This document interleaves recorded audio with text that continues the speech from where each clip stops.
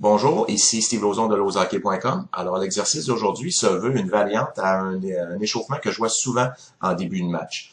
Je trouve que cette variante est plus dynamique que celle qu'on voit fréquemment. Donc, je vous invite à en faire l'essai et me partager vos commentaires. Alors, tel que représenté sur le diagramme, on va diviser le groupe en quatre. Donc, on va avoir des joueurs dans chacun des coins avec des rondelles et des joueurs également entre la ligne de ringuette ou la ligne bleue. Vous pouvez tout aussi bien les partir de la ligne bleue ou juste à l'extérieur de la ligne bleue. C'est votre choix sur l'exercice.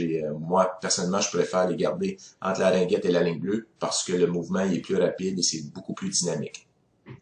Au lieu d'avoir ce qu'on voit dans l'application standard, c'est que tous les joueurs sont au niveau de la ligne rouge et ils font juste recevoir une passe et aller diriger un tir vers le filet. Dans ce cas ici, les joueurs vont toucher à la rondelle beaucoup plus souvent dans le 2 minutes qui est permis en situation d'avant-match.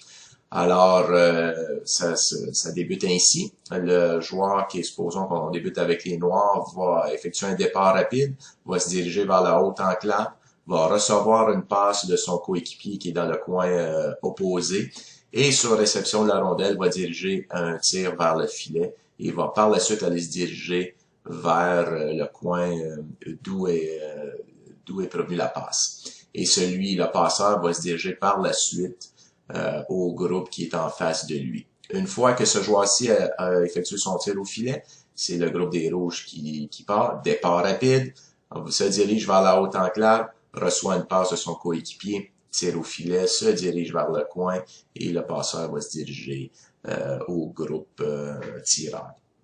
Donc, vous pouvez voir, c'est une rotation en 8.